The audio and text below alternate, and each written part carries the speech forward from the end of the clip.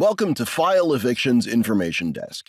In this video, we'll show you how easy and helpful it is to use file evictions to draft all the pleadings needed to evict a tenant in New Jersey.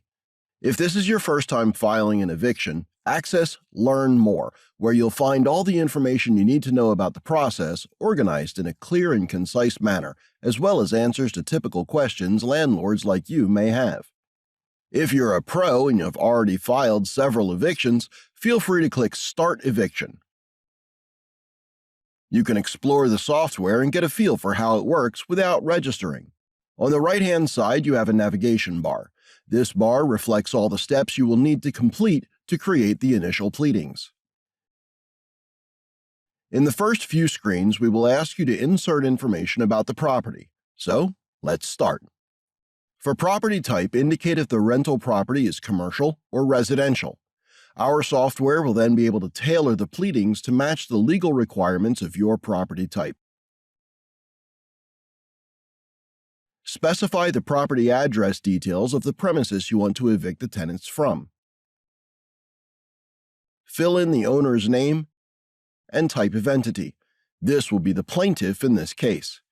Insert your association to the owner and your contact information. This information will be used by the court to send you updates about your case. You will notice that as you populated the property information, the screens that you completed became shaded. This helps you to see where you're holding in the process. You're also able to jump back to any screen you have previously completed to verify information or amend a response.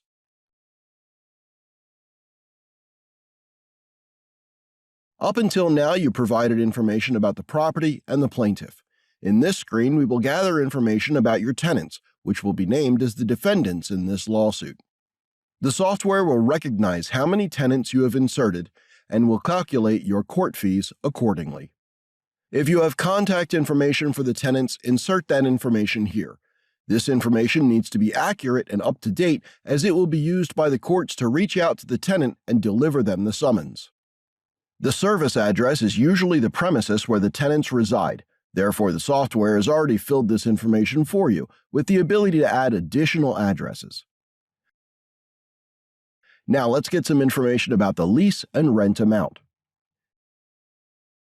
Here you'll see all the rental periods, beginning from the lease start date until today.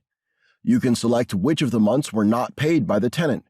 If a month was only partially paid, you can click on the Edit button and update the amount accordingly. If the tenant owes other charges in addition to rent, such as utilities or late fees, you can add those amounts in this screen. Let's say the tenant did not pay pet fees.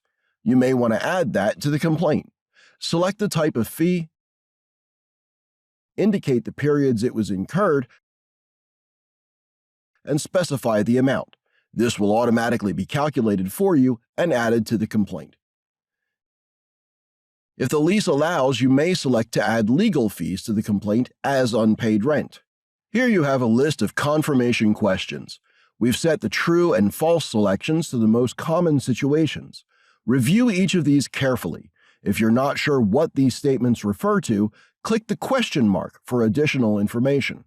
Once you've reviewed all the statements at the bottom of the screen, click to confirm the responses are correct. Here you have a list of verification statements that comprise the landlord verification section of the complaint. These statements should be reviewed and confirmed as well. The certification of lease and registration statement is a new form the court requires to be filed no later than 5 days before the case management conference date. You can complete this form now or come back to it later. This is a summary of your suit amount. Each section displays what each amount is comprised of. Be sure to review carefully and confirm the owed amounts are correct before proceeding.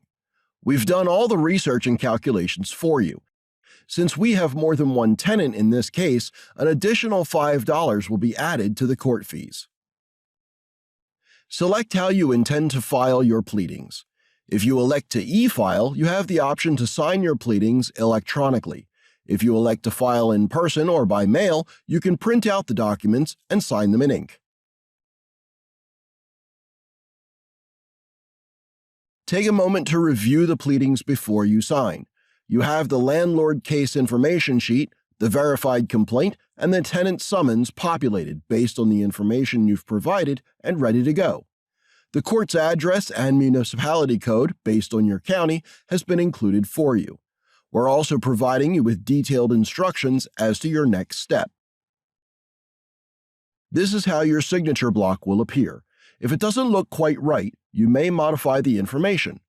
Once you're done, provide your electronic signature. Before clicking Submit, confirm that all of the statements and details you have provided are true and correct to the best of your knowledge. In order to save the forms and download your documents, you must register an account. It's free.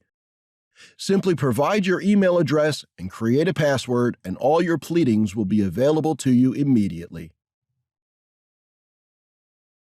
If you plan on filing with JEDS, make sure to view our video tutorial on how to do just that.